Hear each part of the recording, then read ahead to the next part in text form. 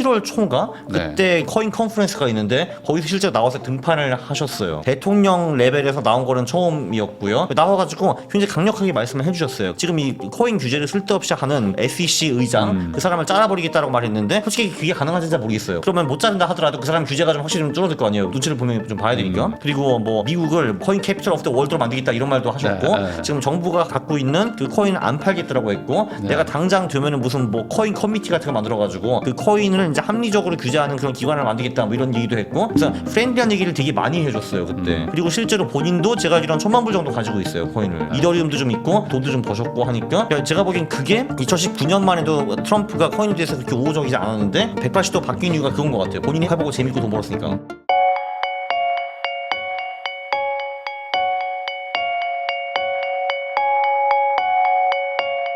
안녕하세요, 부익남입니다. 최근 이제 미국을 시작으로 한국도 이제 금리 인하를 했었죠. 거기다가 이제 앞으로 또 이제 주식 시장이 또 지금 좀 침체기인데 앞으로 또 좋아진다는 얘기도 있고 어떻게 될지 또 이제 사람들이 또 관심이 많습니다. 그래서 모셨습니다. 퀀트 투자 전문가시죠. 강한국 작가님 모시고 이제 금리 인하 시기에 이제 어떤 투자를 해야 되는지 이야기 한번 나눠보겠습니다. 작가님 안녕하세요. 안녕하십니까. 네, 저희 채널 오랜만에 나오셨는데 네. 강렬합니다. 네. 제가 무슨 일이 있으신 거죠? 한 6월인가 7월부터 이러고 다니고 있죠 지금. 네, 그렇습니다. 네. 혹시 뭐 왜 어떤 뭐 심적인 어떤 뭐 변화가 있었던 건가요? 아니, 그런 거 아니고 이제 그 제가 다니는 이제 퀀터스라는 회사가 딴 회사랑 합쳤는데 이제 그 회사 대표가 저랑 머리가 이제 비슷한 색깔이라서 저를 계속 꼬셨어요. 이렇게 하면 잘 어울릴 거라고 그래서 한번 해보라고 해가지고 해봤죠 그래서. 네. 정작 본인은 이제 보라색으로 바꾸셨습니다. 보라색으로. 네.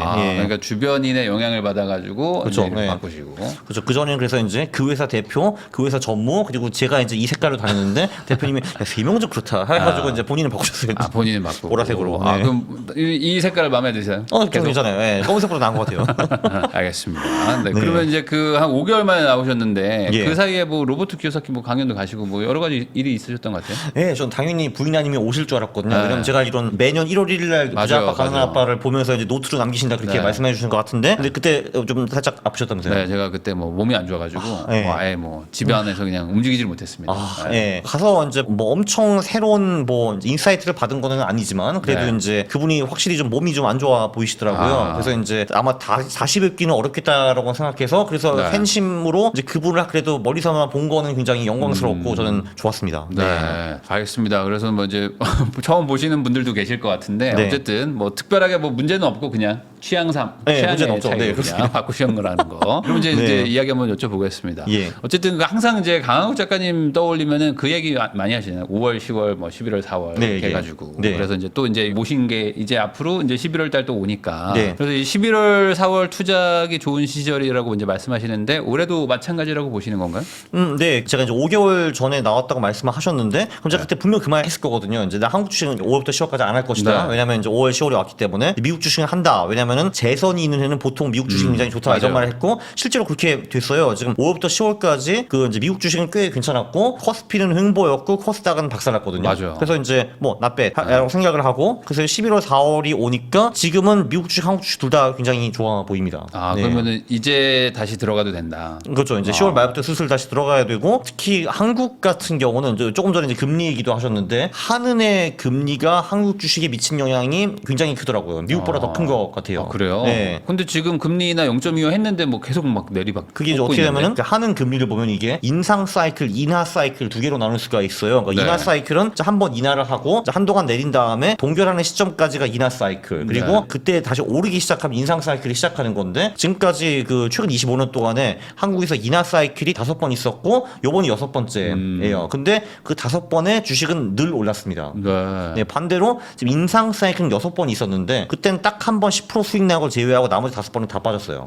오히려 금리 인상하면은 내려간다. 그렇죠. 그래서 이제 금리 인하를 하면은 그게 이제 당장 그때부터 주식이 올라가는 경우도 있으나 이제 그거보다는 처음 몇 달 정도는 그냥 이제 좀 비실거리거나 안 움직이는 경우도 꽤 있었는데 결론적으로 늘 해피엔딩이 왔다. 그러니까 금리 인하가 당장 주식시장에 영향을 미치지 않는 경우는 있었으나 결론적으로는 다 올랐다. 볼 수 있어요. 그러면은 이번에도 그냥 그런 약간 뭐 시점의 차이지 다시 또 이렇게 상승할 거라고 봐야 되는 건지 아니면 이번엔 좀 약간 다른 뭐 어떤 더 큰 변수가 있어가지고 뭐 안 좋은 건지 뭐 이런 차이가 있지 않겠습니까? 근데 변수가 보이는 게 별로 없는데요. 지금. 아니 지금 그 금투세 네. 해가지고 막 네. 얘기하는 것들도 있잖아요. 지금 금투세? 투자 네. 자금 자체가 막 빠져나가고 있다. 뭐 이런 얘기들도. 근데 뭐 사실 딴 나라도 다 양도세가 거의 다 있거든요. 그 네. 주식에 대해서. 미국도 이제 주식 양도세가 있고 유럽도 있고 다 있는데 거기 뭐 도입됐을 때는 일시적으로 한번 빠질 수는 있다고 보기는 하는데 근데 그게 장기적으로 뭐 큰 영향을 미치겠느냐라는 게 제 생각이죠. 사실. 네. 사실은 크게 저도 봤을 당연히 때는 없으면 좋겠어요. 그러니까 진짜 필요 없는 거예요. 금투세 이거. 필요 없긴 하지만 정말 생각이 없습니다. 네. 근데 그게 있다고 해서 뭐랄까 시장에 아주 대세적인 영향까지는 아닐 수도 있다. 그렇죠. 왜냐하면 그 논리로 가자면은 네. 미국 주식은 그럼 왜 50점부터 계속 오르냐? 뭐 이렇게 네. 유럽 주식도 왜 계속 오르고 일본 주식은 왜 오르냐? 하면은 할 말이 없잖아요, 사실. 아니 근데 이제 그런 거 있지 않습니까? 우리나라는 워낙 원래도 이제 좀 체급이 좀 안 좋고 주식이 좀 이렇게 비실비실한데 여기에 세금을 매기면 다 미국으로 간다. 뭐 네. 굳이 한국에 뭐하러 있냐? 뭐 이런 얘기들도 있다 보니까 네. 돈이 빠지는 거 아니냐? 뭐 이런 얘기들도 이제 하시잖아요. 뭐 그 말이 틀린 것 같기는 않은데 근데 어쨌든 딴 나라 세금 다 있는데 거기는 뭐 주식이 장기적 우상향하지 않는가 하면은 하잖아요. 예를 들면 중국은 제가 알기로는 세금이 없거든요. 근데 네. 거기는 2007년에 고점 찍고 계속 빠지고 있잖아요. 사실. 네. 그러니까 그걸로는 장기적 우상향 우하향에 이제 대세를 바꿀 수는 없다고 저는 생각을 합니다. 그러니까 네. 그게 아니라 이제 어떤 뭐 다른 것들, 뭐 다른 법이나 뭐 이런 것들 때문에 이제 나머지 영향이 훨씬 더 많다. 단순히 어떤 양도세 이거의 문제는 아니고. 그렇죠. 뭐 결론적으로는 네, 뭐 장기적으로 보면 한국 기업들이 돈을 얼마나 벌어올 것인가 뭐 그게 사실 제일 중요할 거고 네. 그리고 사실 한국이 금투세 문제도 있지만 이제 커퍼레이트 거버넌스가 굉장히 약한데 맞아요. 그게 뭐 어떻게 할 것인가 이런 게 중요하겠죠. 알겠습니다. 그러면은 요번에 이제 10월 말 이때부터 다시 이제 한국 주식을 이제 사실 생각이신 건가요? 그렇죠. 당연히 들어가죠. 네.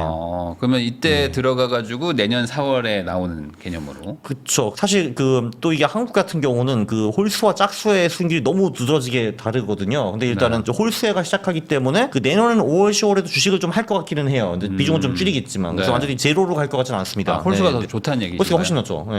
훨씬 좋아요. 예, 그래서 퀴즈를 내면은 이제 그 커스피가 IMF 후에 홀수에 투자했으면 얼마를 벌었을까요? 홀수에 투자했으면 네. 홀수만 투자하고 그죠. 홀수 지금 12월 30일에 팔고. 그 정확히 말해서 11월 1일에 사가지고 10월 31일에 파는 걸로. 왜냐면 저는 11월에 늘 투자를 시작하니까요. 네. 그러면은 많이 벌었나 보죠. 17배 정도 벌었거든요. 17배 정도. 네. 근데 반대로 짝수에 했으면 어떻을까요? 막 박살 났겠는데. 그쵸. 커스피가 마이너스 68%고 네. 코스닥이 마이너스 96%가 그래요. 아 그래요? 네.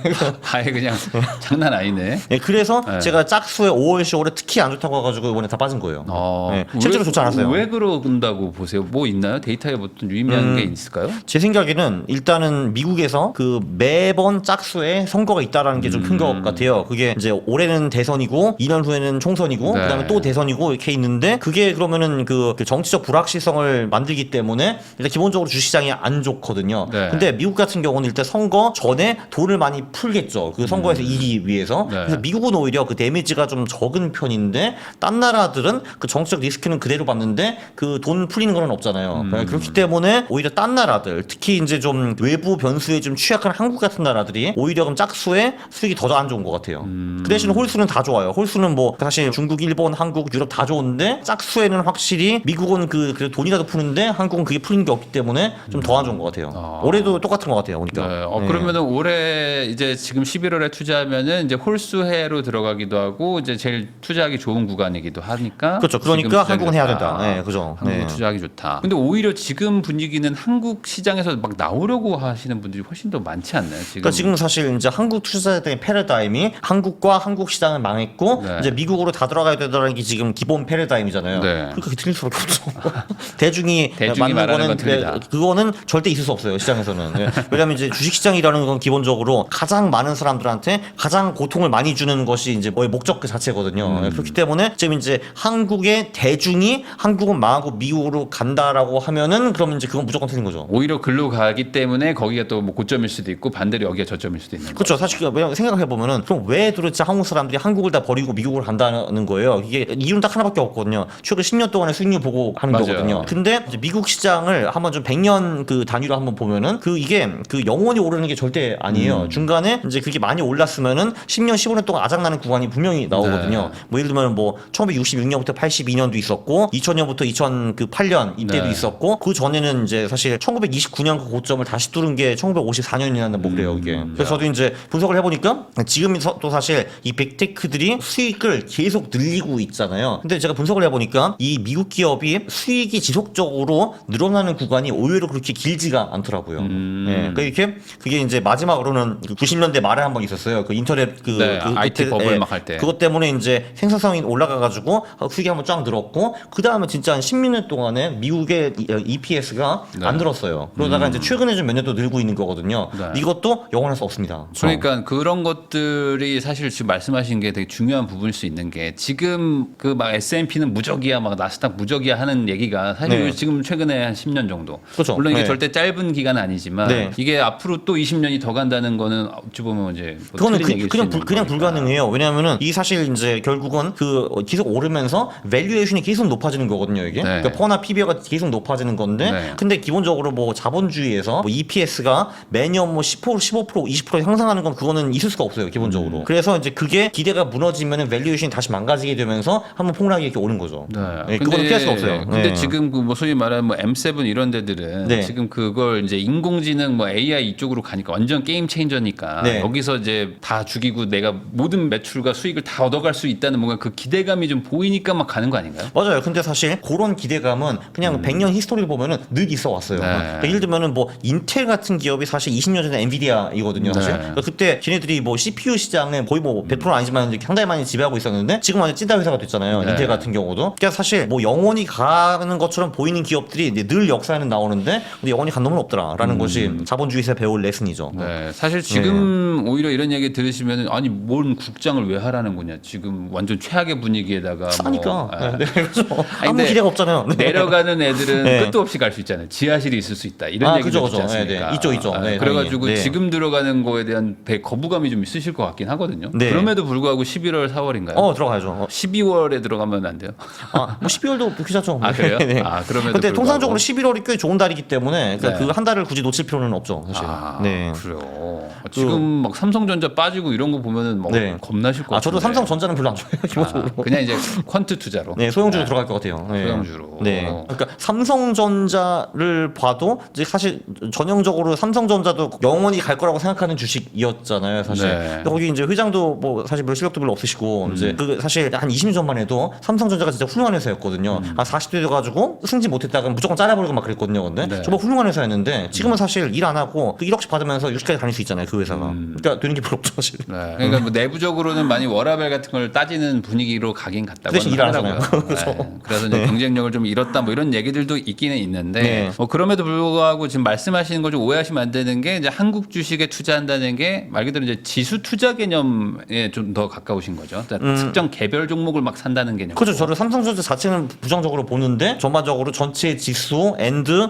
특히 제가 투자하는 소형주 이런 쪽들은 갈 거라고 생각을 해요. 왜냐면은 기본적으로 기업으로 보면은 미국 기업이 한국 기업보다 훨씬 뛰어난 거는 맞기는 맞거든요. 네. 근데 그 대신에 엄청 비싸죠. 그러니까 이게 투자라는 게 사람들이 많이 착각하는데 좋은 기업에 투자하면 돈을 많이 벌겠지라고 생각을 하는데 그러니까 좋은 기업이 있으면은 그 좋은 기업에 종사하는 직원들, 거기 있는 임원들, 그 초기 투자자들이 엄청난 돈을 버는 거는 맞는데 근데 네. 이제 우리 같은 주식 투자자 입장에서는 그 좋은 기업의 가격도 이제 어느 정도 리즈너블 해야 된다라는 거죠. 네. 왜냐면 이제 아무리 좋은 기업이라도 너무 비싸게 들어가면은 소용이 없는 그렇죠. 거죠. 네. 그 기업이 좋은 거랑 상관없이 가격이 또 좋아야 되는 거니까. 그렇죠. 왜냐하면 우리의 투자의 목적은 지금 사가지고 그보다 더 비싼 가격에 파는 것이 일단 우리의 목표가 될 수밖에 없는데 뭐 사실 뭐 똑같은 거예요. 이게 뭐 예를 들면 내가 뭐 샤넬백이 그냥 저기 뭐 듣보자 가방보다 훨씬 더 좋다는 건 누구나 다 아는데 근데 내가 그 샤넬백을 10억 주고 사면은 그걸 더 비싸게 팔 수 있을까? 이런 거 좀 생각을 해봐야 되고 이제 반대로 이 삼류 가방이 하나 있는데 그 대신에 200원이에요. 근데 네. 그러면 이거 그래도 500원에 딴 놈한테 넘길 수 있지 않을까? 이런 생각을 할 수가 있는 거죠. 그러면 방금 말씀하신 건 약간 이제 국내 주식이라면은 네. 미국 주식 쪽도 11월 4월인가요? 미국 주식도 11월, 4월 효과가 존재하고요. 네. 근데 거기는 5월, 10월의 수익률이 한국보다는 좋아요. 그러니까 특히 이제 우리나라 사람들이 좋아하는 빅테크 기업 같은 경우는 11, 4월, 50에 그 차이가 거의 없어요. 근데 네. 제조업 쪽은 미국도 그게 뚜렷이 있어요. 보니까 이게 확실히 제조업 쪽이 강한 나라들이 11, 4, 19, 50 지역 효과가 훨씬 더 커요. 그러니까 빅테크 같은 경우는 시즌이 이런 거 좀 덜 타서 그런지, 그러니까 특히 이제 테크 주식 같은 경우는 거기는 차이가 별로 없어요. 그러니까 뭔가 연말 연초에 무언가의 기대감이 좀 생기는 거고 이제 연중에는 좀 뭔가 뭐 실적이 안 나오네 뭐 이런 거일 수도 있겠네. 제조업 같은. 예, 그 그게 저도 정확히는 모르겠어요. 이제 그 제조업의 그 생산 사이클에 맞춰 가는 건지 아니면 이제 뭐 그거를 뭐 거래하는 기관들의 뭐 차이가 있는 건지 잘 모르겠는데 어쨌든 저는 그냥 이제 그런 효과가 존재한다. 그 왜 그런지는 고민을 해보지만 어차피 저는 답을 얻을 수 없다. 그러니까 그냥 그 보이는 현상대로 투자하자 이런 거죠. 그러면 네. 미국 주식에 있는 자산들을 좀 일부 빼서 국내로 가시는 거예요? 아니면 이제 미국 건 정리하고 한국이 어쨌든 훨씬 더 싸니까 일로 넘어오시는 개념입니까? 아 지금 제가 미국 주식 악담을 계속 다 했는데 근데 전 단기적으로 미국을 또 좋게 봅니다. 왜냐하면 이제 기본적으로 미국도 11사 효과가 존재하고 그리고 올해 5월 10월이 또 미국이 굉장히 좋았잖아요. 그때 재선 이런 거 그런 것도 이제 분석을 해보면은 그 5월부터 10월까지 미국 주식이 10% 이상 오른 사례가 그렇게 자주 있지는 않으나 그게 지금 열 몇 번 있었거든요. 근데 그 바로 직후 11월 4월은 수익이 굉장히 좋더라. 예외는 2021년 한 번. 이렇게 그래서 이것도 이제 베팅할 만한 충분한 팩터가 되고 네 그리고 24년 돈을 엄청 많이 풀었기 때문에 그게 25년까지는 가지 않을까. 네 그리고 그 미국에서 좀 계속 얘기가 많이 나오는 것이 사실 경기 침체 리스크 뭐 이런 거인데 근데 최근 6개월 동안에 주식이 저렇게 올랐는데 무슨 경기 침체가 어디서 오겠느냐라고 볼 수가 있죠. 왜냐하면 주식시장은 보통 경제를 6개월 정도는 선행을 하는데 근데 최근에 이렇게 쫙 올랐다 하면은 반대로 말하면은 향후 6개월 동안에는 경기 침체가 올 가능성이 별로 없다라고 볼 수 있죠. 네. 그러면 지금 미국 주식도 좋고 한국 주식은 또 싸서 좋고. 네 맞아요. 네. 일단 미국 주식 모멘텀이 있고 네. 그러니까 네. 장기적으로 미국 주식 안 좋게 보는데 단기적으로 모멘텀이 있다. 좋다 이런 그럼 거죠. 최소한 네. 지금 11월 4월 사이 안에는 뭐 미국 주식 투자하는 것도 뭐 나빠 보이진 않는다. 네, 그래서 트렌드를 봤을 때. 네, 그래서 두 개 비중은 똑같이 가져갈 건데 근데 이번에는 근데 중국, 인도, 일본을 추가할 계획입니다. 네. 중국, 인도, 일본을 추가한다고요? 네, 그렇죠. 세 군데를 추가하시는 이유는 어떤 건가요? 기본적으로 이제 그 단기적으로는 좀 미국을 좋게 보고 있으나 장기적으로는 결국은 미국에서 패러다임이 다시 신흥국으로 넘어갈 수밖에 없다고 보거든요. 지금 밸류에이션 갭 차이가 너무 큽니다, 기본적으로. 네. 그럼 이제 이머징 쪽에는 이제 대표 주자가 주로 이제 중국과 인도가 있는데 네. 사실 인도는 지금 모멘텀의 끝판왕이에요. 거기가 퍼가 미국보다 높아요. 그래서 인도는 그 단기적으로 모멘텀 따라갈 거고 중국은 저평가의 끝판왕이거든요. 이제 거기도 한국 못지않게 주식이 지금 쌉니다. 요즘에 물론 조금 오르기는 했지만 그래봤자 그 밴드 안에 있거든요, 지금. 그래서 그 한마디로 중국은 저평가의 끝판왕으로 들어가고 인도는 모멘텀의 끝판왕으로 들어갈 겁니다. 일본 같은 경우는 이제 개도국은 아니지만 한국 투자자 입장에서는 좀 매력적인 시장인 게 보통 일본 주식은 오르면 우리가 주식으로 돈을 벌고 일본 주식이 깨질 때는 보통 엔화가 그 원화 대비 오르기 때문에 그걸로 좀 많이 만회가 됩니다. 그래서 좀 변동성이 한국 투자자 입장에서는 적은 시장이라고 볼 수가 있죠. 근데 거기 좀 들어갑니다. 일본은 네. 그래도 좀 일본도 많이 오르지 않았나요? 네. 아니 거기는 그 좀 밸류에이션이 한 그러니까 노멀한 정도. 네, 그러니까 뭐 대단히 비싸거나 대단히 싸지 않은 노멀 정도고요. 미국과 인도는 확실히 비싼 편이고 중국은 싼 편이죠. 한국도 싼 편이고. 네. 그러면은 그 여기서 좀 헷갈리실 수도 있을 것 같은데 네. 아니 그럼 확실히 저평가인 데들 네. 위주로 그냥 투자하시는 게 훨씬 더 나은 거 아니냐. 물론 이제 고점 갔다고는 하셨지만 단기로 들어갔다가 또 잘못될 수도 있는 거 아니냐. 이런 생각을 하실 수도 있을 것 같거든요. 그래서 제가 이제 그 밸류 시장, 저평가 시장이랑 모멘텀 시장이랑 같이 투자를 하는 겁니다. 반반. 네, 그렇게. 왜냐면은 이게 이제 이러면 제가 모멘텀에만 생 베팅을 한다고 치면은 말씀하신 대로 고평가가 붕괴돼가지고 할 수도 있는 거잖아요. 근데 반대로 저평가된 시장에만 들어가면은 저평가된 시장 그만큼 관심을 지금 못 받는다라는 거잖아요. 근데 그러면은 1년 동안 계속 관심 못 받을 수가 있거든요. 그럼 저는 응? 하는 거죠. 네. 그래서 그냥 두 개 다 들어가자. 네. 그러면 이제 그런 식으로 생각하시는 거면 결과적으로는 이제 미국 쪽이 그동안 이제 많이 오르기도 했기 때문에 네. 미국의 비중을 좀 줄이고 나머지 국가들로 좀 간다. 이렇게 보면 되겠네요. 큰 틀에서는. 그렇죠. 그러나 미국의 모멘텀은 아직 분명히 살아있기 때문에 조금 아직은 버릴 때는 안 됐다. 버릴 네. 때는 안 그렇죠. 됐다. 네. 네, 그러면 이게 그 대선 있을 때 이제 좀 올라간다고 하셨는데 이 네. 대선 결과에 따라서도 어찌 됐든 간에 좀 이렇게 영향을 좀 받지 않나요? 미국 주식도? 이 어떤 공화당, 민주당 아니면 지금 트럼프, 해리스 관련해서? 역사적으로 봐서 뭐 공화당이 집권이냐 민주당이 집권이냐 그건 주식시장에 엄청 큰 수익률 차이가 있지는 않더라고요. 뭐 네. 사실 뭐 우리가 되게 심플하게 생각하면 이제 그 공화당은 기업 편이니까 그때 주식이 막 쫙 오르고 민주당은 아무래도 좀 이제 분배 쪽이 많이 하니까 주식이 쫙 떨어지고 생각할 수 있을 것 같아. 그렇지는 않아요, 기본적으로. 그래서 그거는 큰 차이가 없는데 근데 일단 지금 이 대선이라는 이제 큰 정치적 리스크 이슈가 하나 사라지는 거는 주식시장이 무조건 좋죠. 근데 뭐 해리스가 뭐 법인세 막 올리네 뭐 이런 얘기들 저 어디서 들었는데 그런 그래서 것들. 저는 개인적으로 이 두 특정 후보만 보면은 트럼프가 무조건 좋을 거라고 보긴 합니다. 주식만 봤을 때는. 그죠. 코인은 더 그렇고. 네, 그렇죠. 그리고 트럼프는 네. 예전에 한번 이제 집권을 했기 때문에 그죠. 그때 또 주식이 또 쫙 올라가지 않았습니까? 예, 2016년부터 20년까지 주시장이 꽤 좋았고 그 트럼프가 책임질 수 없는 코로나라는 사태가 없었으면은 더 좋았을 수도 있겠죠. 기본적으로 트럼프는 본인도 자본가이고 자산도 10억 불 이상 갖고 계시고 실제로 이제 X 같은데 트위터 같은데 내가 올라가서 주식이 어떻게 됐냐 하는 거 하면서 그 주식 시장에 지대한 관심을 보이는 사람이죠. 네. 그렇죠. 사실 뭐 대통령이 이전에 이제 뭐 그 자산가 투자자니까 그죠. 어떻게 보면 이제 경제 좀 기업가고, 시장주의자라고 또 볼 수도 있을 것 같기도 하고. 그리고 무조건 팔은 안으로 굽을 수밖에 없죠, 사실. 그러니까 내가 자본가인데 당연히 내게 지금 날아가는데. 그거 당연하죠. 네. 지금 뭐 나는 연봉이 중요한 사람이 아니잖아요. 지금 그죠, 그죠. 뭐 그냥 네. 자산이 중요한 사람이니까. 그래서 약간 그 트럼프가 그나마 좀 유리할 수 있다. 당연하죠. 네. 그렇지만 해리스가 된다고 해도 뭐 주식시장이 뭐 그동안 통계로 봤을 때 뭐 아주 나빠지진 않는다. 그러니까 뭐 민주당이 집권해가지고 주식시장이 폭락하거나 이런 거는 없습니다. 네.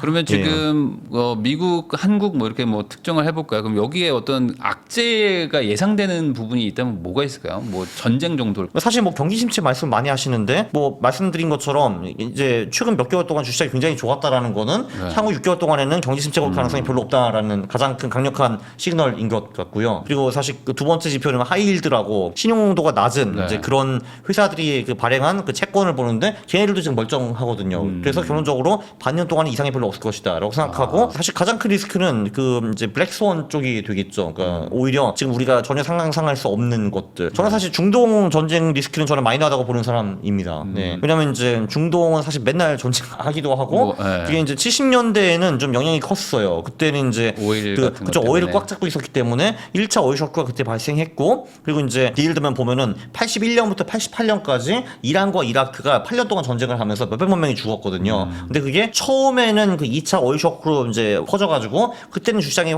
좀 역할을 미쳤는데 한 82년부터 88년까지 미국 주식도 그렇고 한국 주식도 엄청나게 많이 올랐거든요. 그리고 그 후의 사태, 그 걸프 전쟁도 두 번 있었잖아요. 그러니까 90년의 걸프전, 요때도 미국 주식이 한 그때 한 15% 정도 빠졌나 하다가 다시 쫙 이제 올라갔고 2차 걸프전에는 아예 주식시장이 움직이지도 않았고 그 신경도 안 썼고 그리고 그 후에 뭐 시리아 사태라든지 뭐 등등등 이런 거는 정말 그 영향을 전혀 안 미쳤어요. 그러면 지금 뭐 많은 분들이 좀 우려하고 있는 그런 뭐 중동발 위기 뭐 이런 것들은 조금 마이너하다라고 이제 뭐 개인적으로 생각하시는 거고. 그러니까 저는 사실 이제 그게 메이저 뉴스이면은 지금 걱정할 필요 없다고 보고 있죠. 그 정도가 지금 메인이라는 것 자체가 태평성대일 수 있다. 주식에서는. 그렇죠. 근데 그 밑에 지금 깔려가지고 불안한 게 굉장히 많긴 하잖아요. 뭐 네. 그 중국 대만 이슈도 있고 저 북한도 이상한 소리 계속 하고 있고 하는데 네. 어쨌든 지금의 메이저 이슈가 그 정도면은 그거는 걱정할 필요가 별로 없다고 생각을 합니다. 왜냐면 논리적으로 봐서도 이스라엘과 이란이 국격을 맞대지도 않은데 그럼 네. 그들이 전쟁을 한다 해서 뭐 얼마나 많이 할 수 있는 게 있냐 이거죠. 로켓 몇 개 날리는 것밖에 없잖아요, 사실. 네. 정말 가가지고 진짜 뭐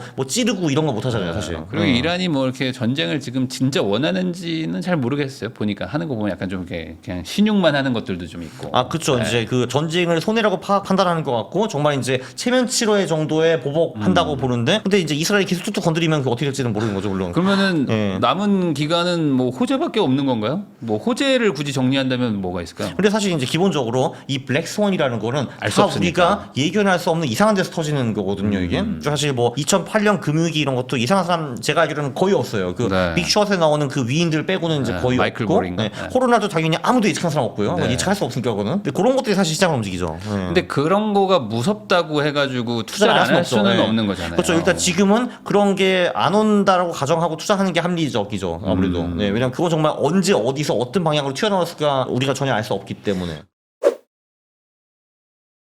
그러면 이런 건 있을까요? 그래도 어느 정도 시장이 뭔가 그 아주 침체와 뭐 과열 아니면 뭐 어느 정도 뭐 이제 뭐 하, 중, 상 뭐 이렇게 보면은 지금의 어떤 전반적인 금융시장의 어떤 상태는 약간 좀 고점에 가까운 느낌인가요? 그 미국은 저는 아무래도 확실히 좀 비싸다고 보는데 미국과 인도를 제외한 딴 나라 시장들은 뭐 그다지 밸류에이션 높다고 보기는 어려운 것 그동안 같아요. 되게 힘들었었으니까. 그렇죠. 네, 예. 근데 미국이랑 뭐 인도는 모르겠지만 미국이 만약에 진짜 막 이렇게 주가가 너무 고점이어서 막 네. 빠지기 시작한다 그러면 다른 데들도 같이 빠지는 거 아닌가? 그게 좀 큰 쇼크가 오면 다 같이 빠지는 게 맞기는 맞는데 근데 예를 들면은 10년 그 흐름을 보면은 예를 들면 70년대 같은 경우는 미국 주식이 정말 박살났었는데 한국은 꽤 괜찮았고요. 80년대에는 거기도 이제 한국이 미국을 압도했고 90년대는 반대로 이제 그때 미국 시장이 굉장히 좋았는데도 불구하고 한국은 그때 망했잖아요. IMF 네. 때문에. 2000년대는 미국 주식이 망했는데 그때는 한국 주식이 또 좋았고 네. 2010년대는 또 반대고 이렇기 때문에 그러니까 이제 미국이 떨어지면은 전 세계가 다 같이 떨어진다라는 거는 맞지 않습니다. 네.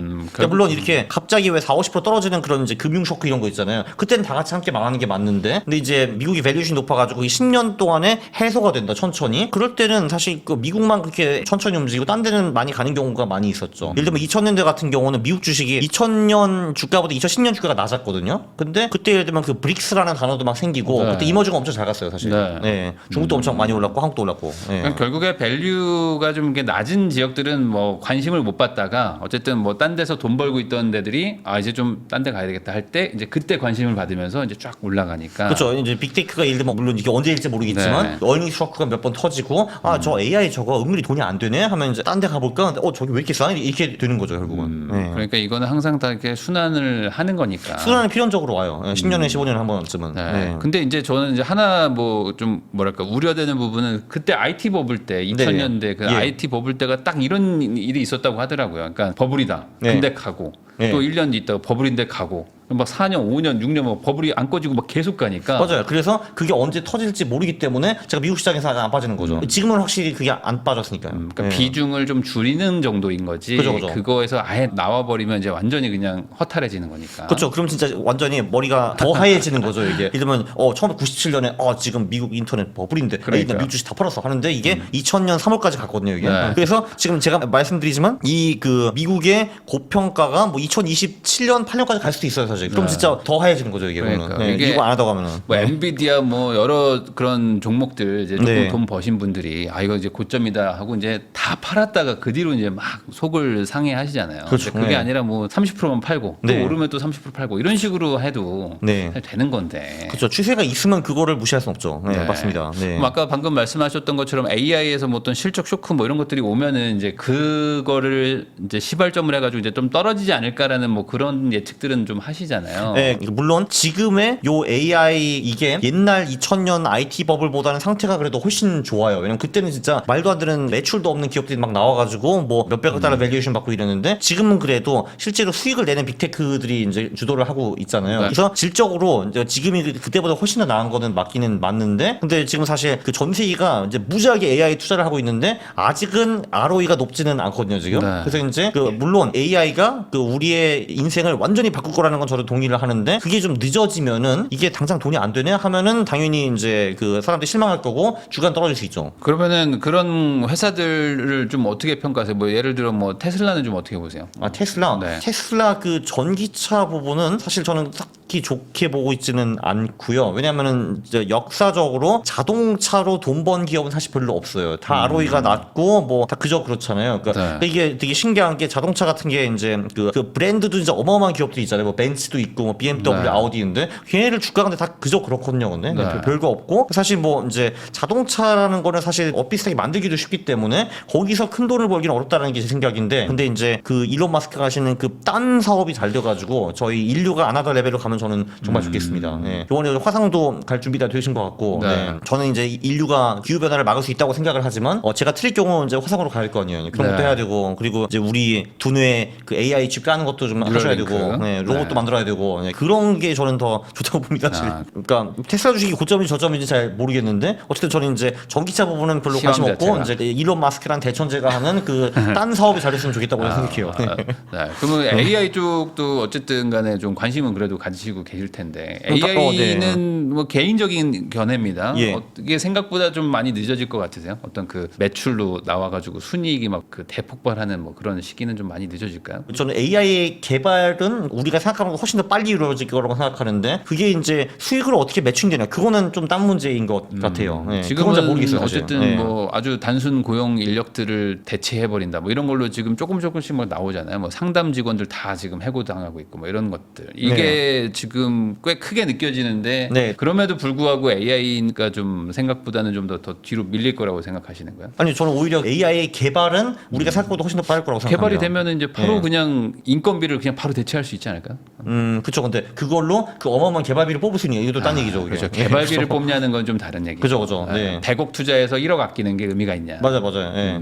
그런 그래서 면에서 그건 제가 어리석어서 잘 모를 건데, 근데 이러면 이제 요번에 이제 노벨상도 2명이 받았잖아요. 그 이제 AI 네, 쪽에 네. 그 과학상도 힌트는 받고. 딥러닝 만드신 분 받았고, 이제 하사비스 알파고 아저씨도 받았는데, 사실 알파고 아저씨는 그 바둑 때문에 노벨상을 받은 게 아니고, 이제 그 단백질을 어떻게 폴딩하냐 그 기술로 받은 거잖아요. 그래서 네. 그거 연구가 끝나면은 10년 후에는 거의 우리의 모든 질병이 사라진다 이런 말까지 나오고 있으니까 어마어마한 변화가 있을 것 같습니다. 네. 그러니까 사실 그런 얘기들을 막 들으면 이제 네. 뭐 인류의 뭐 암 다 정복된다 이런 거 네. AI를 통해서 예. 그러면 AI를 하고 있는 업체들이 다 그 수혜를 받을 테니까 예, 그죠. 결국에 예. 뭐 제약회사든 뭐든지 간에 가장 인공지능에서 선두주자와 뭐 협업을 하든지 해서 여기에 수익이 많이 뺏길 거 아니에요. 그러니까 그런 것들 고려하면 결국에 그냥 미국 주식을 묻어두면 되는 거 아니냐 뭐 이런 생각을 하실 수도 있을 것 같거든요. 근데 뭐 예를 들면 그런 식으로 하면은 그러면 이제 그 빅테크들이 근데 그 영원히 주도할 수가 있는가? 왜냐면 계속 이제 틈새 시장이 나올 거고 그 틈새 시장은 딴 기업들도 잡을 수 있다라는 거죠. 본인들만의 AI 모델 같은 거 만들어가지고. 그래서 잘 모르겠어요, 사실 그거는. 그러니까 네. 그렇게 기술 개발이 되는 거랑은 무관하게 지금 가격이 뭐 너무 비싼 걸 수도 있는 거니까. 그죠, 네. 그런 것들을 이제 말씀해 주시는 것 같아요. 참고로 이제 그래서 워렌 버핏 선생님 같은 경우는 그 IT 버블 때는 가만히 계시다가 다 정리되고 애플이랑 승자가 나왔잖아요, 아이폰으로. 근데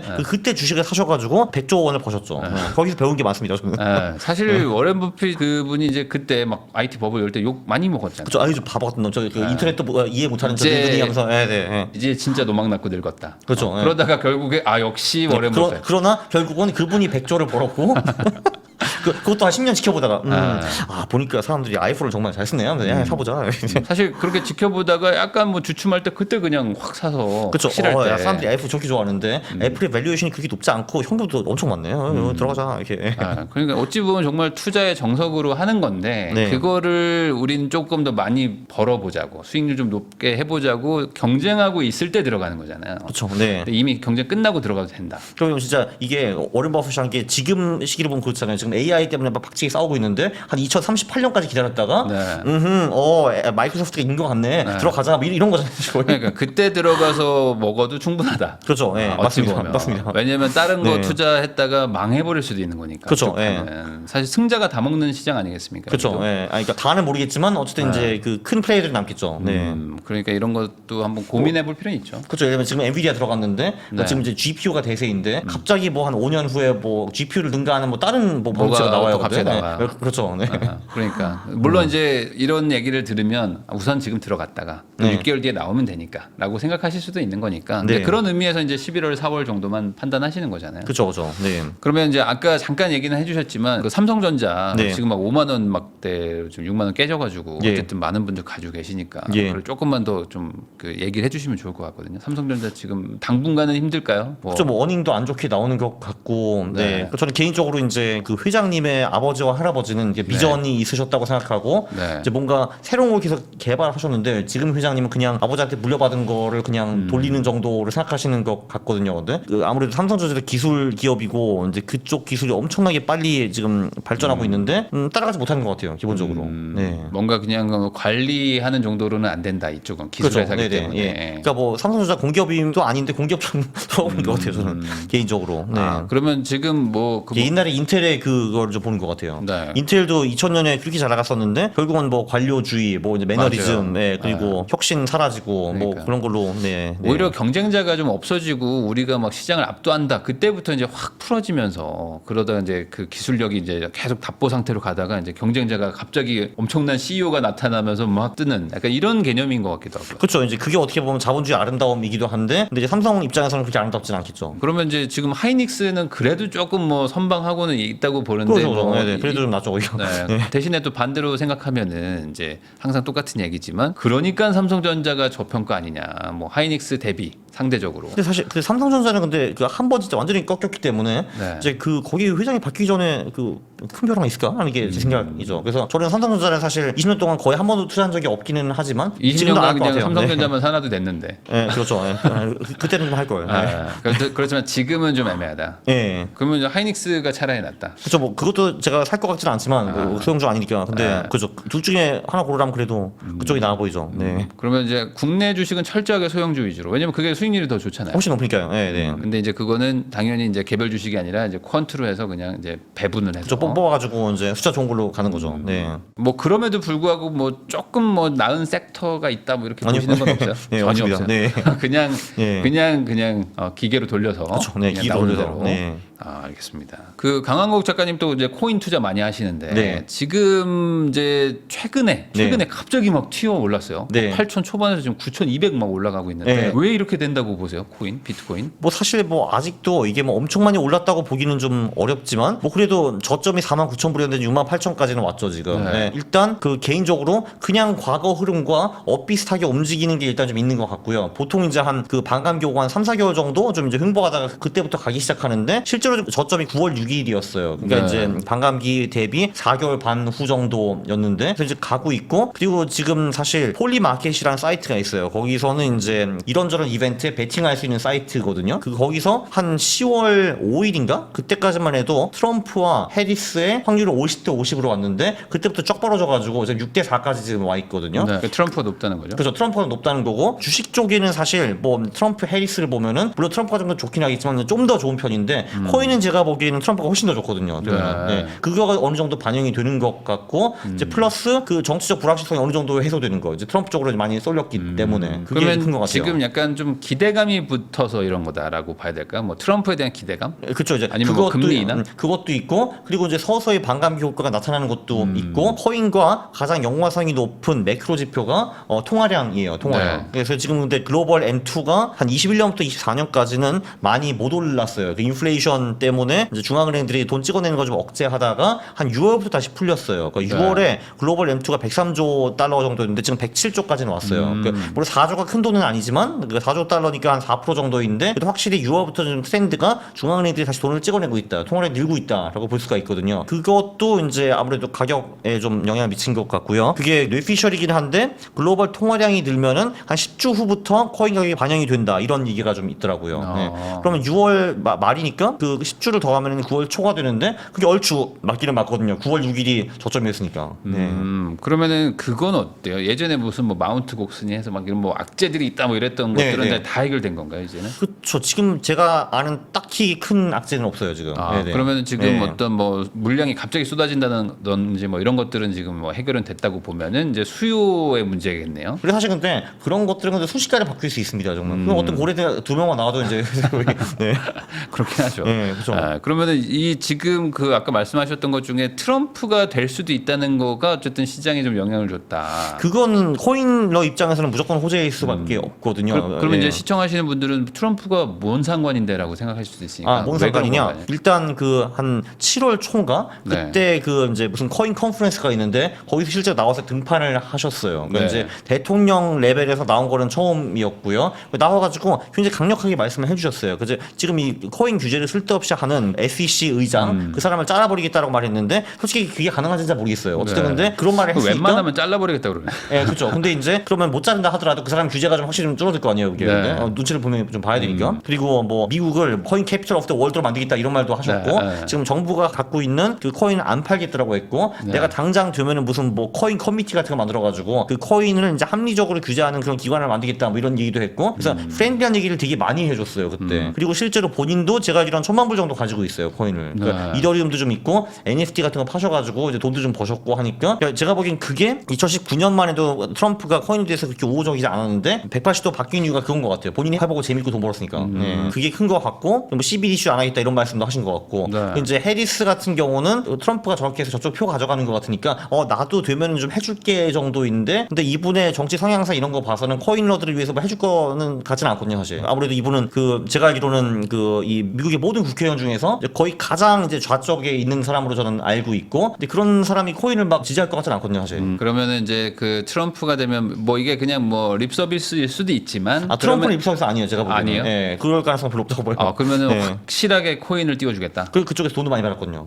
돈도 네, 아무래도 그 산업에서. 네, 그죠. 네. 정치 자금도 받고 하니까. 그죠. 그거를 그냥 상 무시할 수는 없죠. 네, 거의 그러면은 도발하는데. 그것 때문에라도 지금 어쨌든 시장의 분위기는 이제 대선이 바로 이제 코앞이니까. 네. 그래서 이제 좀 급등하는 것들도 있다. 예, 그리고 사실 그 이제 해리스가 이긴다 하더라도 일단은 이제 그 정치적 불확실성이 해소되는 게 되게 중요하죠. 그러면 이게 금리 인하랑은 좀 연관이 있는 건가요?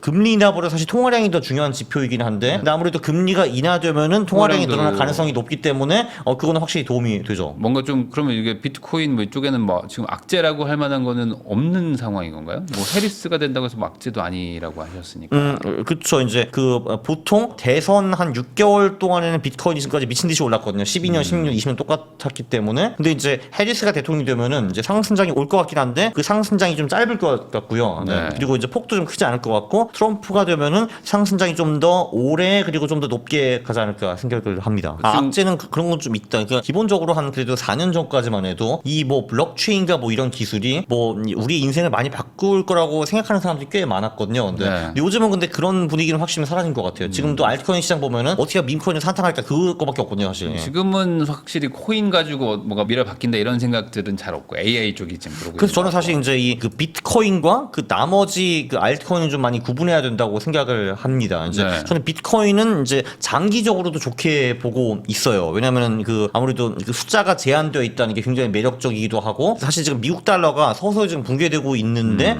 그러면은 그거를 대안할 수 있는 자산이 무엇이 있는가? 그럼 통상적으로 우리는 금을 생각할 수밖에 없는데 근데 비트코인이 사실 금의 단점 몇 개를 또 해결해 주거든요. 그래서 이제 결국은 이제 퍼스트 달러가 이제 승자가 누가 될 것인가 하면은 이제 저는 아직도 그래도 금의 가능성이 높다고 보기는 하지만 이제 비트코인도 충분히 가능성이 있다라고 저는 보고 있습니다. 근데 알트코인 같은 경우는 사실 그 블록체인 기술이 나온 지가 16년 되었는데 그 10년 동안 놀랍게도 한 게 아무것도 없거든요. 이게 네. 블록체인 기술이 이런 것 같아요. 그러니까 기존에 있는 서비스보다 훨씬 더 후진 서비스를 만들어놓고 그럼 니네 장점은 뭐니? 아 우리는 탈중화합니다. 그거 말고 장점이 있니? 없습니다. 근데 니들 해킹 당한다며? 네 맞습니다. 예. 그러니까 한마디로 기존 서비스보다 좀 더 후진 서비스를 만드는데 플러스 해킹 리스크가 있어. 이제 그런 네. 거 누가 쓰겠어요 그게? 예. 아무도 안 쓰잖아요 지금. 그러니까 이게 비트코인 대비 뭐가 낫냐라고 생각하면 사실 그냥 변동성이 커가지고 큰 돈 벌 수 있어요 말고 뭐가 알트코인, 있나? 알트코인. 알트코인이 예. 별로 없는 것 같다는 생각도 좀 들고요. 그러니까 저도 이제 알트코인에 이제 소위 세상을 바꿀 수 있는 펀더멘털한 가치는 없다고 보는 사람인데 그러나 그 비트코인 상승장 특히 막바지에는 알트코인의 수익률이 훨씬 더 좋기 때문에 우리는 알트코인을 유념해 줘야 된다고 저는 생각을 합니다. 네. 순 돈 버는 사람 입장에서. 그러면 최근에 어쨌든 비트코인이 좀 이렇게 빠질 때랑 네. 그리고 이제 최근 다시 또 며칠 사이에 좀 이렇게 반등을 쭉 했는데 네. 요때 알트코인의 움직임은 좀 어땠나요?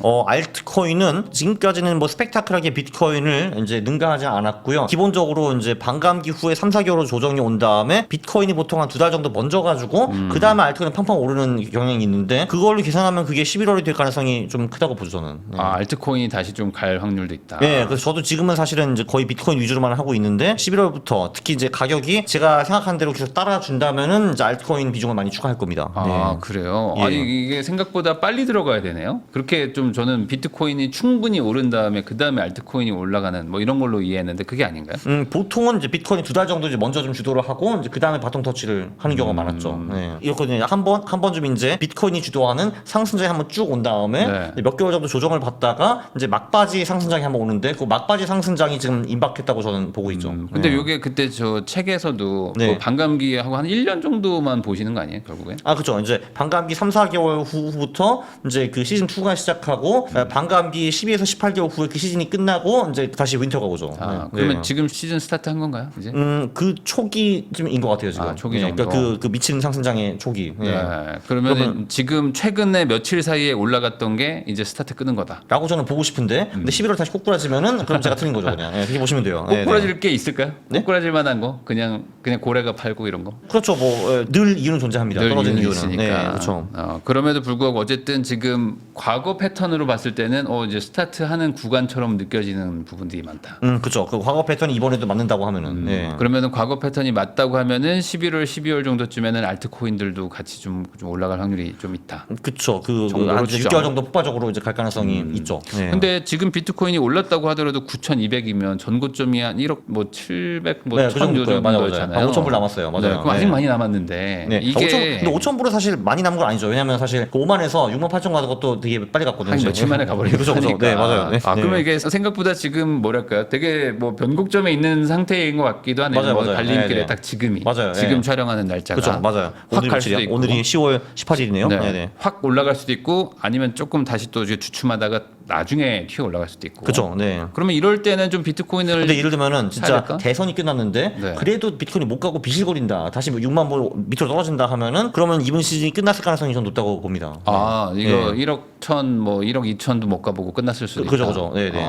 예. 왜 과거와 차이가 날까요? 뭐가 있을까요? 사실 저는 늘 과거가 맞을 확률은 맥시멈 60, 70%를 봅니다. 그 3, 40%는 안 맞는 가능성이 높다고 보고 그 이유가 뭔지는 그때 알게 됩니다. 네. 다 그때 끼워 맞추게 돼 있어요. 그렇죠. 이유를. 그럼 결국에 대선과 비트코인의 상승은 상당히 밀접하게 봐야 된다. 그죠. 이렇게 봐야 네. 되는 거죠. 예. 대선 끝나고 나서 비트코인이 폭발하지 않으면 끝난 건가라고 의심해 볼 수도 있다. 그렇죠. 왜냐면 이제 그 모든 경향이 가는 쪽으로 이제 이렇게 지표 나오고 있는데 정작 못 가면은 뭐 못 가는 거죠. 네. 아, 그러면 저거는 어때요? 그 뭐 현물 ETF 이런 얘기도 하시더라고요. 그것 때문에 네. 이제 기관이나 뭐 이런 데서 막 돈이 들어오다 보니까 네네. 뭔가 과거에는 그냥 말 그대로 개인들끼리 막 하던 거에서 네. 약간 조금 지금 뭔가 좀 희석됐다. 이 방향이나 어떤 뭐 움직임 패턴 같은 게 이런 거는 어떤가요? 저는 이제 ETF가 들어간 후에 확실히 좀 이제 바닥 비슷한 거 좀 형성된 것 같아요. 근데 뭐 사실 그 ETF라는 게 기본적으로 뭐 많은 거를 바꾸는가 어떤 분들이 이제 ETF 때문에 비트코인이 크게 하락할 수 없다라고 생각하시는 분들인데 그거는 저는 거짓말이라고 생각해요. 왜냐면은 2000년, 2002년 이제 그때 나스닥이 85% 빠졌는데 그때로 다 기관장이었거든요. 나스닥은. 네. 그래서 뭐 그게 뭐 대단히 큰 뭐 이슈가 되나는 모르겠습니다. 그래서 참고로 하나의 팁은 ETF들이 하루에 2억 불 이상 비트코인을 사면은 그게 전반적으로 좀 이제 상승하는 추세의 시그널이라고 보시면 되고요. 이제 반대로 그 ETF들이 하루에 2억 불 이상 팔면은 그거는 꽤 강력한 매도 시그널입니다. 단기적으로. 그러니까 아무래도 이제 그 시장 참여자들도 이제 그걸 관심을 좀 갖고 보고 있는 거군요. ETF 데이터요? 네. 폭은 있죠, 당연히. 예. 아무래도 이제 돈이 왔다 갔다 이제 큰 돈이 이제 왔다 갔다 하니까. 그렇죠. 그리고 실제로 과거에도 이제 ETF가 좀 크게 들어오면은 이제 그때가 아니라 며칠 후부터 장이 쫙 올라가는 경우도 종종 있었어요. 참고로 최근에는 ETF들이 많이 들어오고 있습니다.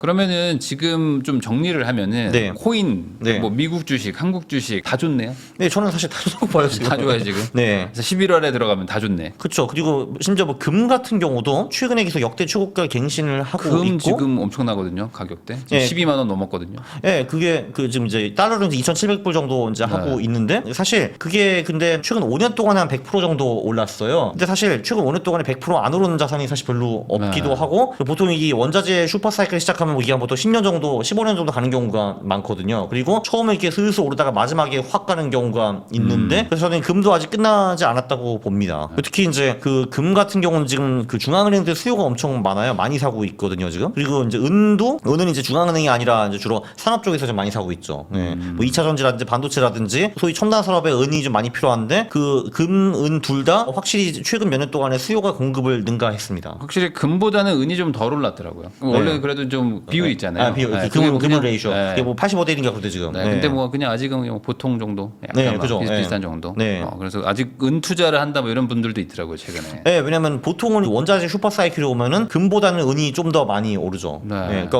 어떻게 보면 비트코인과 알트코인 차이 뭐 이렇게 보면 되죠. 아니 그러면은 지금 네. 이제 작가님 얘기 들어보면 뭐 다 좋단 말이에요. 네, 뭐 거의 다 좋고. 아, 그러면은 그러니까 도대체 싫은 게 별로 안 보여요. 싫은 다 게 별로. 올라가면 돈은 네. 어디서 오냐 이거. 돈은 어디서 와요? 이게 재밌는 게 그 올라가면 돈이 또 어디서 오게 돼 있습니다.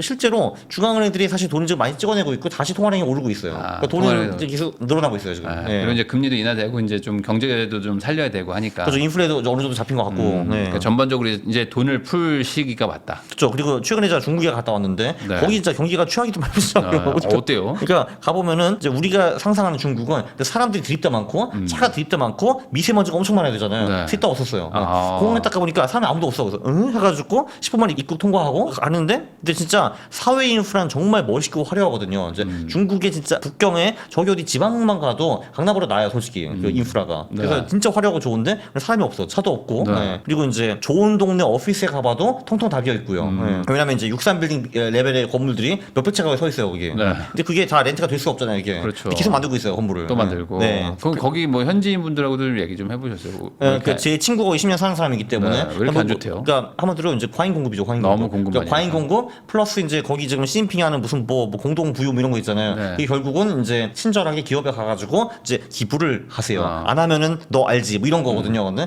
기부를 하면은 이제 채용할 의욕이 많이 지금 없기 때문에 그 청년 실업이 지금 거기 이제 어마어마해요. 진짜 뭐 그 인류대학 공대 나와도 취업이 지금 안 되고 있고 스타트업들은 이제 거의 다 사라진 상태이고 그리고 이런 게 있더라고요. 중국에는 그 도시에 시민권 비슷한 게 있어요. 그러니까 이제 그게 없으면은 와서 일을 할 수가 있는데 그 각종 복지를 누릴 수가 없고 예를 들면은 내 애를 학교에 보낼 수가 없어요. 그러니까 내가 서울에 와서 일을 하는데 네네네네. 서울 시민권이 없으면은 내 애를 저기 어디 뭐 전라도나 충청도에 있는 그 학교에 보내야 돼요. 네네. 근데 그게 말이 안 되잖아요. 그럼 그 시민권을 어떻게 얻느냐? 집을 사는 게 가장 쉬운 방법이래요. 그래서 집을 이제 샀는데 지금 그 집값이 30-40% 떨어졌으니까 내 전 에퀴티가 다 사라졌을 거 아니에요, 거기 지금. 그래서 난리래요, 그거 때문에. 그렇죠. 예, 그래서 지금 이제 소위 이거를 어떻게 해결을 안 되면은 지금 정권이 위협을 받을 수가 있기 때문에 요번에 진짜 대대적으로 돈을 푼 거죠. 사실 그래서 지금 미국도 다시 금리 내리고 있고 한국도 내리고 있고 그 중국도 뭐 이런저런 정책상 돈 팍 풀고 있고 하기 때문에 돈은 다 시장에 좀 들어오는 것 같습니다, 확실히.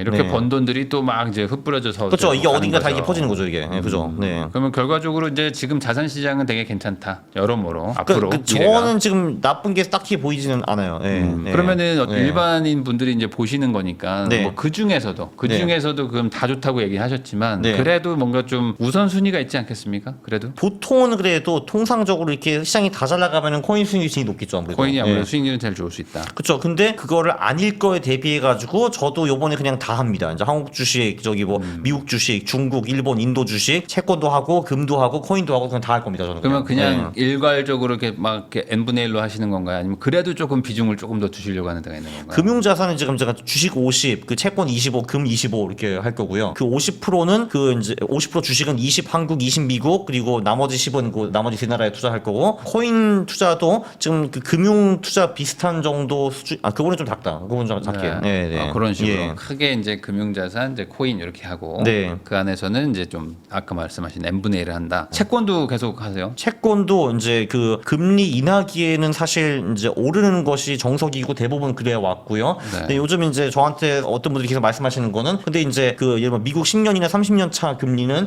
이미 그거를 많이 반영했기 때문에 너무 선반영했다. 네, 그렇죠. 그게 큰 수익이 날 수 있겠냐라고 하는데 근데 그 채권이라는 게 또 근데 또 하나의 역할을 하는 게 이게 제 말이 지금 다 틀렸고 진짜 경기 침체가 심하게 와가지고 미국 시장이 박살난다 할 수가 있거든요. 그럼 그때는 그러면은 연준이 금리 다시 0으로 내릴 거거든요. 그러겠죠. 그럼 그때는 채권이 엄청 폭등할 것이고 플러스 그때 그 달러 가치도 올라가기 때문에 그때는 미국 국채가 엄청난 위너가 될 가능성이 있어요. 이제 그 확률도 염두에 둬야 되기 때문에 저는 채권 투자를 합니다. 그러면 이제 금은 이제 뭐 원자재 사이클 지금 이게 아직 끝나지 않았기 때문에 계속 간다고 보고 이제 그죠. 사신 거고 네. 혹시나 또 모를 또 미국의 위기가 왔을 때 금이 또 이제 효자 노릇을 할 것이다. 그렇죠. 그리고 미국 국채도 그 역할을 할 거고요. 네. 그래서 그 사실 이제 저는 제가 이 주장은 지금 많은 걸 하고 있는데 제가 100% 맞을 거라고 저는 생각 한 번도 한 적이 없거든요. 근데. 네. 그러니까 그거 틀릴 거 다 대비해가지고 그 미국 채권도 하고 있는 거죠. 한국 채권도 좀 하고. 네. 네. 그렇지만 이제 경제가 좋고 뭐 상황이 맞는다고 하더라도 채권과 금은 그래도 상승할 여력이 좀 있기 때문에 아, 그렇죠. 이제 네. 설사 제가 맞는 시대로가 다 맞는다 하더라도 채권은 저를 크게 실망시킬 것 같지 않아요. 네. 나쁘진 않으니까 네, 상황상. 물론 코인보다 수익이 낮겠지만 뭐 그래도 뭐 그걸로 뭐 큰 돈을 제가 잃을 것 같지 않아요. 그걸로. 네. 그러니까 이런 그게 하는 거죠. 식으로 네. 이게 자산 배분을 잘 해놓는 게 그러니까 이래도 좋고 저래도 좋게 뭐 네, 이제 그쵸. 최고의 뭐 돈을 버는 건 아니지만 그렇죠. 제가 이제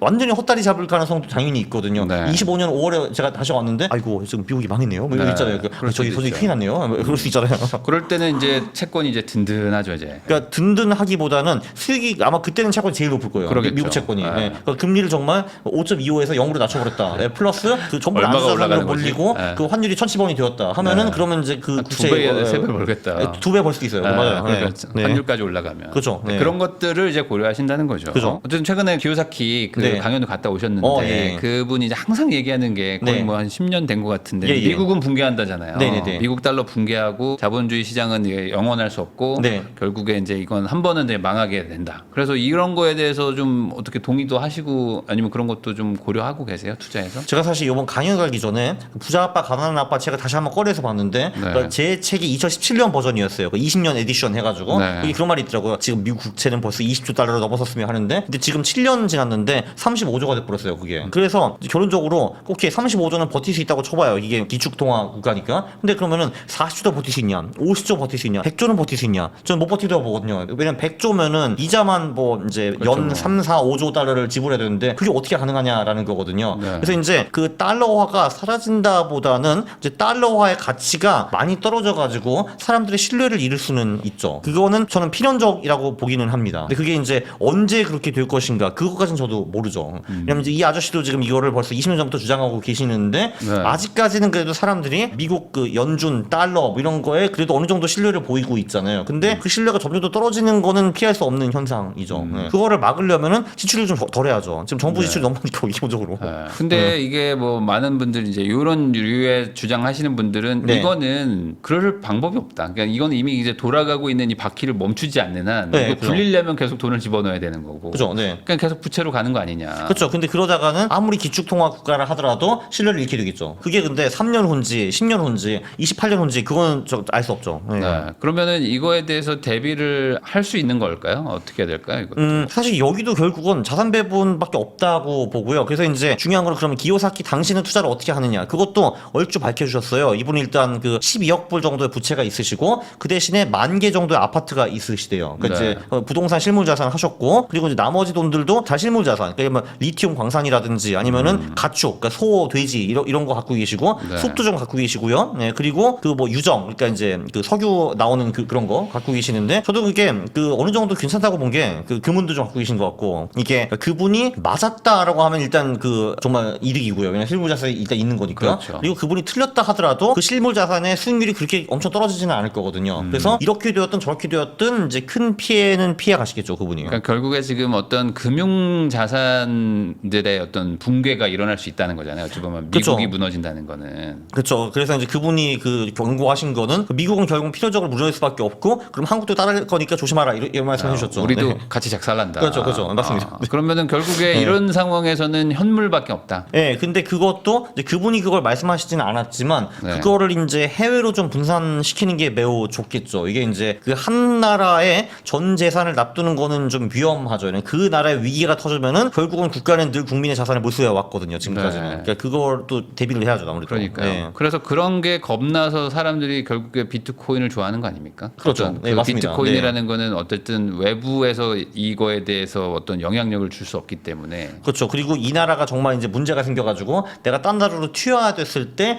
그거를 가져가기가 가장 훌륭한 자산이죠. 비트코인과 그 암호화폐들이. 네. 그러면 뭐 큰 틀에서 봤을 때는 미국의 붕괴는 비트코인한테는 되게 유리할 수도 있겠네요. 뭐 어쨌든 국지적으로 나라들이 막 되게 막 같이 붕괴를 할 테니까 이제 비트코인의 수요가 늘어날 수도 있겠어요. 그렇죠. 그리고 이제 미국의 적대적인 국가들이 많아지면은 이제 그 비트코인은 어떻게 보면 그 중립적인 자산이잖아요. 금도 마찬가지고 그런 거에 빛을 볼 수가 있죠. 그래서 저는 코인이 장기적으로 자산 배분에 포함이 되어야 한다고 보는 사람입니다. 네. 그렇다고 해서 뭐 100% 비트코인 몰빵 이런 거는 당연히 아닌데, 근데 장기적으로 충분히 존재할 가치가 있다고 봅니다. 저는 그래서. 네. 결국에 이제 뭐 이동성이나 휴대성 이런 게 사실 비할 바 없이 좋기 때문에. 그렇죠. 그리고 이제 가장 중요한 게 정부든 누구든지 간에 내 거를 건드릴 방법이 없다. 뭐 저를 고문해가지고 티 뺐으면 되겠지만 이제 그거는 사실 좀 그거를 너무 빅스케일로 하기는 없잖아. 아무리 정부라도. 네. 그렇죠. 그러니까 이제 뭐 그런 네. 의도로 얘기를 하시는 분들도 많고 그래서 이제 뭐 비트코인 뭐 맥시멀리스트라고 하나요? 뭐 그죠, 그냥 그죠. 모든 맥시멀리스트. 재산을 다 네네. 거기다 넣는 분들도 있고. 저는 네. 이제 그 정도 익스트림하지는 않은데 저는 그들이 주장하는 이제 그 비트코인의 장기적 미래가 발달하는 거는 저도 동의합니다. 네. 저도 개인적으로 그냥 한 5에서 10% 자산의 5에서 10% 정도는 그냥 금이든 코인이든 뭔가 이렇게 가지고 있는 게 그래도 좀 나은 것 같다는 생각이 들긴 그렇죠. 들어요. 그 정도는 이제 무리한 자산 배분도 아니고 5에서 10보다는 좀 더 큰 게 나을 것 같아요. 저는 사실. 네. 그렇지만 한 4, 50% 넘어가는 건 좀 부담스럽다. 4, 50은 좀 많지 않을까요? 네. 그 중간 정도 어디에 그래서 합의점을 찾아야죠. 네. 네, 알겠습니다.